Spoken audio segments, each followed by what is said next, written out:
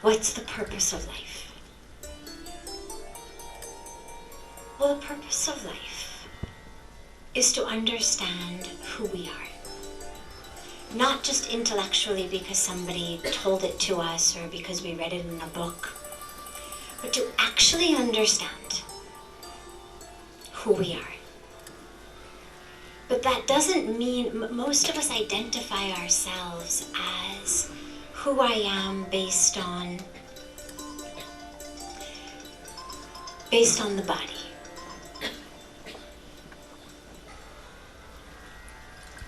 I was born in this country this many years ago. I was born in a male body, a female body, a Hindu family, a Christian family, a Muslim family, a Jewish family. I've been in this educational institute, I've gotten this degree. This is how we understand ourselves. I'm that culture, that religion, of this age, of this color. I like this, I don't like that. I've learned this. I've accumulated a lot in my bank account. I haven't accumulated a lot in my bank account. We identify ourselves like that.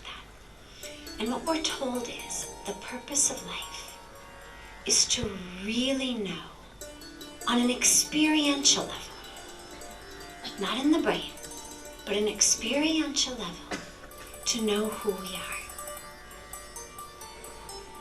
And that can only happen through a path of surrender. Who are we? Well, what we're told is we've been created not just by the divine, but of the divine. There's a beautiful mantra that says Purnamada Purnamidam Purnat Purnamadachate Purnasya Purnamadaya Purnameva Vishishyate. And what it means is that, the capital T, that, is whole and complete and perfect and divine. And this, which has been taken from that, is also Purn, whole, complete, perfect, divine.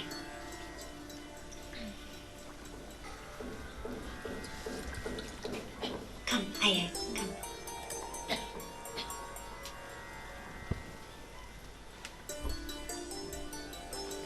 It's exactly what math tells us. What is infinity divided by 2? What? Infinity. What's infinity divided by 100? Infinity. Infinity divided by 7 billion? Infinity. So if we've been created by that which is infinite, then whether you go at it from the spiritual side, Purn, or you go at it from the mathematical side, nonetheless, either way, if that which has created us is infinite, which every religion says it is, there's no religion that says, oh, God is finite, God only lives here in this box, God is only this or only that. In every religion, God is infinite, otherwise it wouldn't be God. So if we've been created out of infinity, out of wholeness, out of perfection, then that's who we are. The problem is that we spend so much of our lives building an identity that's not real and focusing on that identity which isn't real, that we're not able to see who we really are. And then we pray and we pray, and we read books and we go to programs and we do mantras to experience the infinity, when actually it's there from the beginning. It's just that we are so focused on who we think we are. We're so focused on the finite. I'm this color, I'm that color, I'm fair, I'm not fair, I'm pretty, I'm ugly, I'm tall, I'm short, I'm rich, I'm poor, I'm successful, I'm a failure. We're so focused on that we don't see the infinite. You know, Puja Swamiji always talks about how the sun is shining. The sun is there. We don't need to do sun salutations to bring the sun. I mean, they're great for our body, but it's not that the sun comes because we've done the sun salutation, or we've done the sun prayer or the sun puja, then the sun shines. The sun is there. If we're not getting light, it's because our curtains are drawn. But so the answer becomes not about the prayer for the sun, the mantra for the sun, the asana for the sun. The answer becomes opening our curtains. And it's the same thing with the awareness of who we are. When I had been here just a few weeks, I just met Puja Swamiji. One day he holds up to me, let's pretend this is a pen. He holds up a pen and he says to me, "You are not this pen." And I laughed. I mean, obviously I wasn't a pen. And he was very serious though. And he looked at me and he said, "You laugh because you know you're not a pen. But you are no more that body than you are this pen." And he said, "There will come a day where you laugh in the same way when I tell you you are not this body as you just did when I told you you were not that pen." And that experience is what the purpose is to actually know who we are. But the first way to do it is we have to allow ourselves to broaden our vision, to open those curtains. Because if we're so focused on who we think we are, we'll never see it.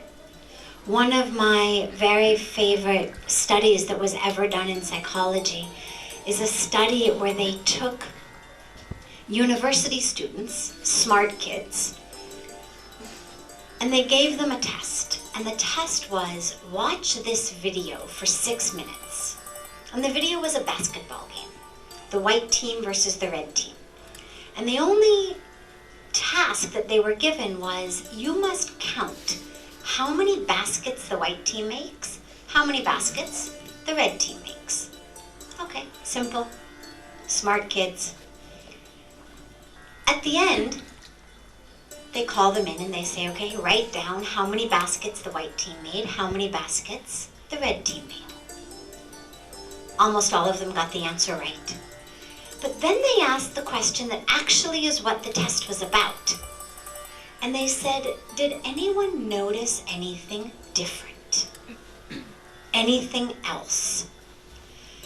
More than 50% of these students, smart, well-educated, successful university and graduate school students, more than half of them didn't notice anything else. As it turns out, in the middle of the basketball game, smack into center camera, center stage, this huge gorilla had come and had actually danced for 30 seconds in the middle of the basketball court, taking up the full camera, and more than 50% of the students missed it entirely. They didn't see it.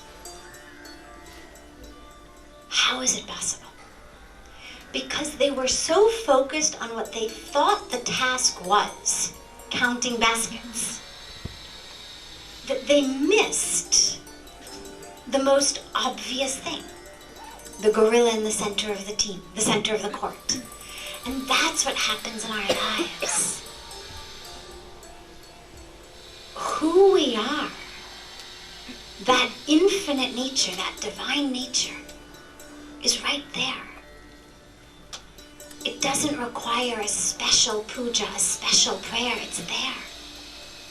What it requires is breaking the limitations of our vision. And then comes the last part of your question about, well, is it about doing good work and helping people? That comes as a byproduct.